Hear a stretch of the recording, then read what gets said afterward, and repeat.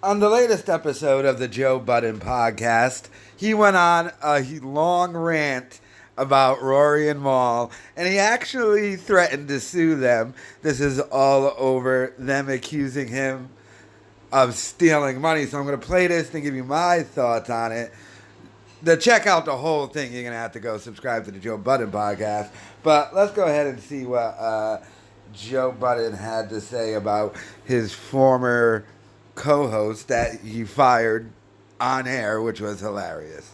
I can't be the deliverer of what you deem to be bad news because of this is just how it is. It ain't even got to look. You paying your girlfriend car note every month. Hold on, I'm sorry. You paying your girlfriend car note every month. That's a Yo, you remember when Maul sat here and said, yo, why we get paid more for some shows than we do for other shows? I do. Why?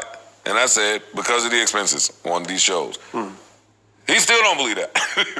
But you get what I'm saying? And because different markets command different rates. But like, look, that's an expense. Yeah. But if you paying your girlfriend's car note, or your girlfriend paying your car note every month, oh, right? You're not a real man? Oh. You emasculated. I took it off of that, so I didn't want to sound misogynistic. You paying your girlfriend car note every month, right? That's a courtesy that I'm paying your car note every month. So if I'm giving you the same amount of money on a monthly basis, that's a courtesy that I'm giving you that. That's not necessarily what I have to do. So I think that when you start off and you put somebody on a straight and narrow, like, yo, I got your car note, don't worry about it, I'm gonna pay it for you. Understand that that's a courtesy. I don't got to, I just met you. You know what I'm saying? You was my girl, you had a car already. I just feel like I wanna pay your shit for you. As a courtesy, you're my girl, I don't want you struggling. Dog, when your paycheck is going up and down, up and down, up and down, it only take 2 times for a motherfucker to ask you a question for you to solve it, and now they got it. I don't think it fucks with morale until you spoiled already. And now she mad that you not paying her car note no more because she taking it for granted. Ish, I'm talking about people that were spoiled. But you spoiled out of habit. You're not spoiled if you had to do certain things from inception. You're not spoiled no more. I won't say that. Well, maybe not habit, but you could be spoiled just off your expectation of things. That came from habit. Okay, got it. Yeah, that came from habit. Got it.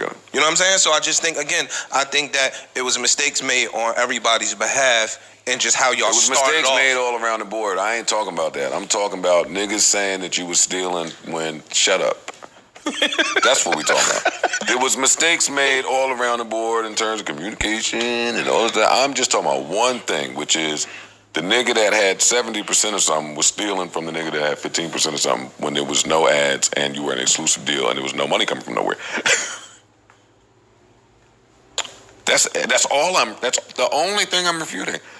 I'm not saying Joe was the greatest to work with. I'm not saying, yo, Joe didn't do a great thing. I would have bought, if I had to bring my mother's social security number up, I would have been like, look, publicly apologize to me. Oh, not I. I know. And that's where we differ. Because I would have been ready to crack somebody's muffin like, yo, here it go. That's because you was on debate team. For me, this is a cheap price to pay to find out exactly who somebody is and exactly what they would do in all these instances. You don't have no proof that Joe Budden was stealing a fucking thing because it wasn't happening, but this is how you behave. That's important market research for me. I'm not going out of my way to fucking stop some shit after you done already showed me some shit. No, just go ahead and do it. Just do it over there. True. All right, cool. That's your stance, right? So don't talk about them no more. Like, let them go do it over there. Because if you're not going to prove it, then everybody just beating a dead horse. And that goes to both sides. I might get bored one day and go to court for defamation. Maybe. I might get bored one day and go to court. But you get what I'm saying? Like, yo, dog, like, if you're not going to exonerate yourself. I can exonerate myself. I have Vern come sit right here. Oh, Vern got to do anything. It's everything. Everything. This guy's a I have Vern come sit right here. I get myself out of all this. You niggas want to interview people that don't like me? I'll do some interviews too. I can really end this shit. I don't end it because I'm nice still. Oh, man. But yes, the second you niggas stop calling me a thief is the second I'll stop acting silly with it. Because I'm going to just keep being silly, get it back in blood. I spent it. What you want me to do? But the truth of the matter is, you gotta get it. You gotta get, when you make some money, the bad part is you gotta go out and get some more of it. That's really just the problem. Hey, on my taxes next year, they holding me to what I made last year. It don't matter if I fall off. They expect to see something around there. You got to go make it. Everybody crying about old money. I know I was saying it funny before, but the truth of the matter is that Spotify ship sailed. The podcast paying out hundreds of millions, all that shit is over. Everybody better go figure out what is best for them. Ain't no use crying about some old shit. That Spotify deal ended. I had to curse them niggas out and go tighten it up. All right, where we at with it? You niggas ain't exempt. Go get it done. The fuck? I made my points. Are you satisfied now? You was better in your devil's advocate. Did you guys figure out what I knew? Yeah, I think they're just talking about you being a disgruntled worker. Oh, I mean, we're all disgruntled workers at some level.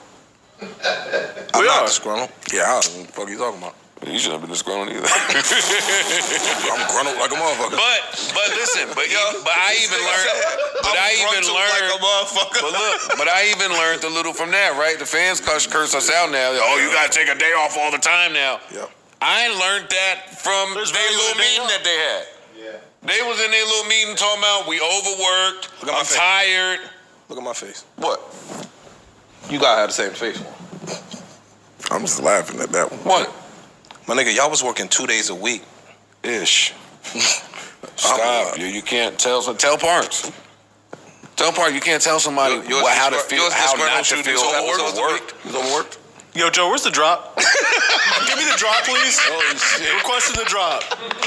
I got you. Y'all motherfuckers cannot sit here and act like when we take that one day off once a month or once every 2 or 3 months, and you don't come back here and be like, wow, that was fucking amazing. And we delivered the best podcast we've delivered in several months. You right. Yeah. But we shut the fuck up. No, but we shooting 4 to 5 parts. We doing 4 to 5 episodes a week versus 2. Yeah. When the argument happened, we were doing 4. Nah, it wasn't no Patreon. No, we were doing Patreon. We were. It was in the infancy. They was in week 2.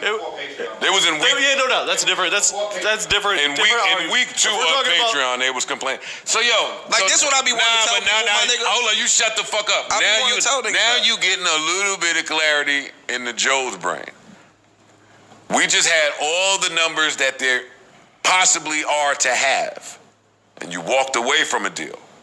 Okay, so it's not a matter of go get more numbers and go get the deal you want. Now you got to find a way to fucking keep your ship afloat, and you go. All right, Patreon it is. Here we go. You make a promise. Hey, we come over there. Y'all do this for me and my guys. They say yeah. Now you go to your guys, and nobody wants to do it.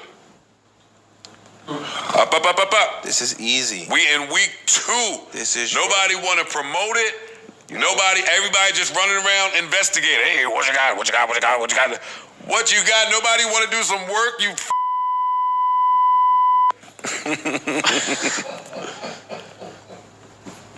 Low vibrational, yo. It's low vibrational. And I want to communicate something about the quote-unquote mutiny party. It wasn't a mutiny party. He was bitching about work, but there were some things said that led me to believe that this is a little more serious than just bitching about work, which I communicated to Ian. We should fix whatever this is now before shit gets crazy. Then shit got crazy. I think they think you came and said some other foul shit. They got what was said in that in Alex and E were in that room too. So Alex, you was there, you bitch ass nigga.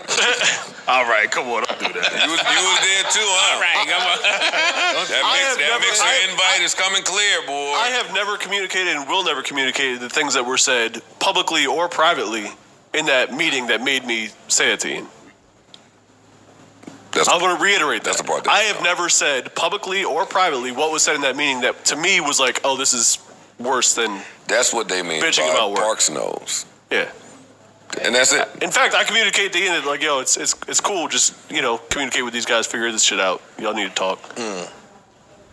So, damn, there was mutinies happening. Joe Budden's threatening to sue Rory and Maul. All this, because they're accusing Joe of stealing money from them. I think I kind of see Joe Budden's side on this, mainly because, first of all, he owns it and he was just paying them. I think they were very upset that he wouldn't do that Spotify deal, and he just wanted to do like his own Patreon thing. I think they were upset they were just getting paid a flat rate. But like Joe Budden said this once over a year ago. He was like, when they were still doing the tours, and they complained to him that they didn't make as much money from one tour date to as another, and he's like, well, we didn't sell as many tickets, but he said that, oh, that's when I first realized they expect to be paid the same no matter what. They don't factor in expenses and stuff. And like, his basic point is, I was paying him the same, but if I had paid him based on what the money was coming in, they would have an even bigger problem because sometimes they'd be making less because the Joe Budden podcast was making less money the second it got off of Spotify and went on to Patreon. So that was his entire point. I think I kind of see his point and take his point, but I find the whole thing to be fascinating and interesting. But let me know your thoughts in the comments.